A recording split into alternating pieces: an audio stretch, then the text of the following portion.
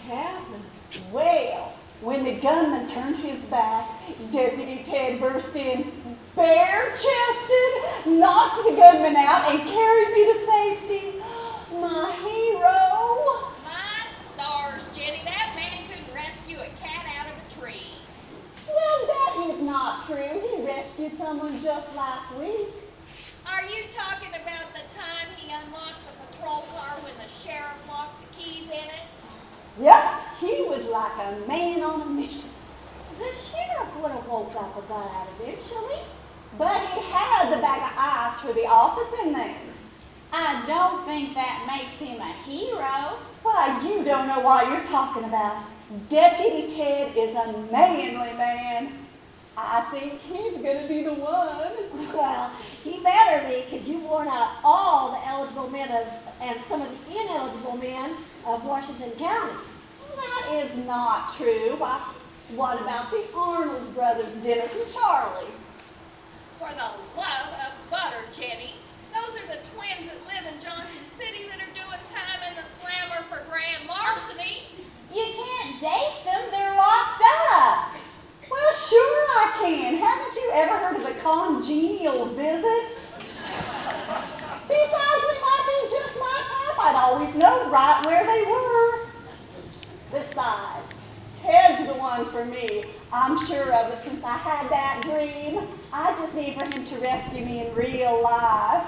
Jenny, that is ridiculous. Honey, you need to get started decorating the float while I go get the rest of the flowers.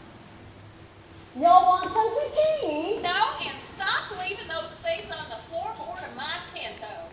Why, it's getting so you can't leave your car unlocked around here anymore. Ruby? Oh no, dear. I've still got most of that bushel you left on my doorstep last week.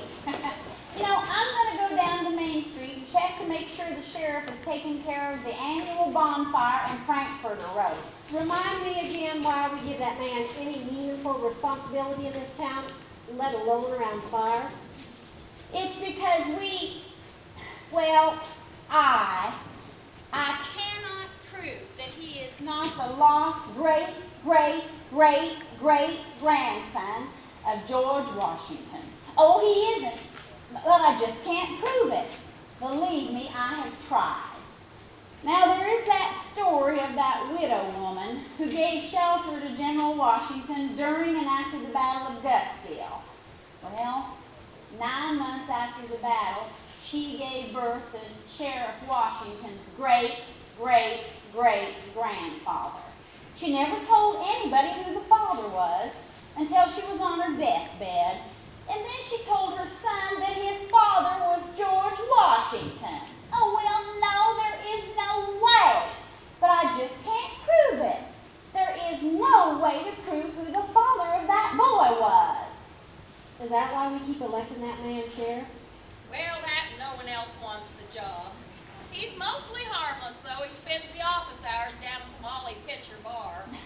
Oh, hey, we better get going. We're burning daylight. Gertie, can you stay and help Jenny with those flowers? Well, I'll try, but I've got to go check on Flo. She's down at the Constitution all by herself. Now, there aren't many people coming in because people are saving up for the weenie roast tonight.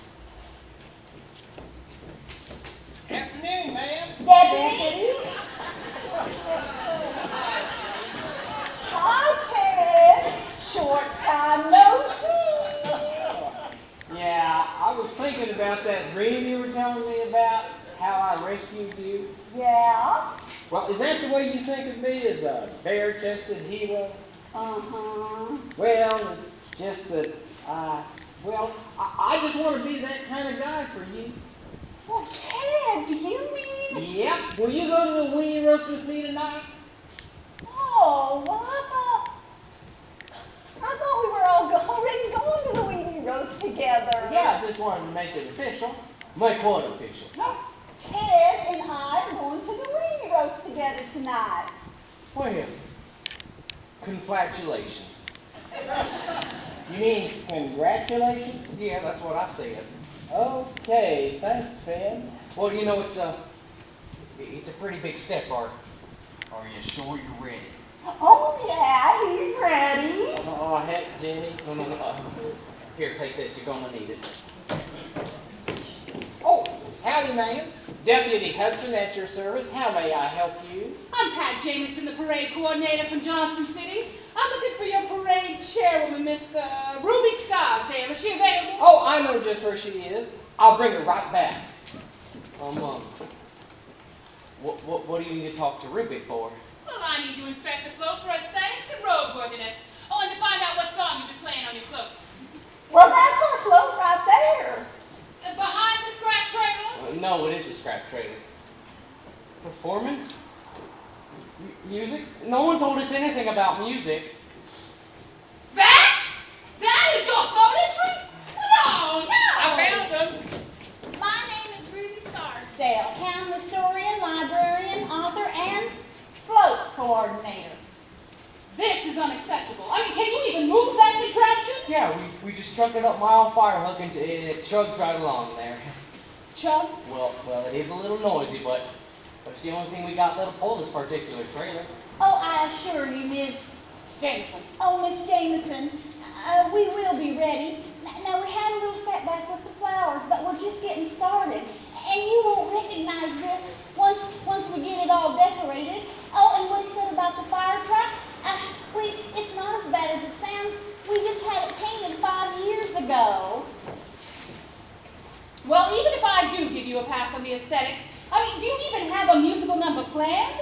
You must stop and play 30 seconds in front of the judge's review stand in the route. Are you prepared for that? I did not know we had to play music.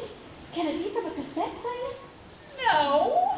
It has to be live music, singing by instruments of both, and sufficiently patriotic. Well, we can do that. We just have to work something up. Most of us are in choir, and we've got a great little organist. You do have your original copy of your official parade entry form, right? Yes, right here. Oh, well, do you think that you can get a song prepared and get this particular trailer ready in time? Well, of course we can. Or else I am not the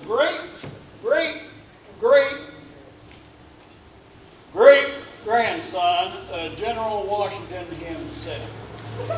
Oh, you're not. You can't be. Why not? Because he was childless.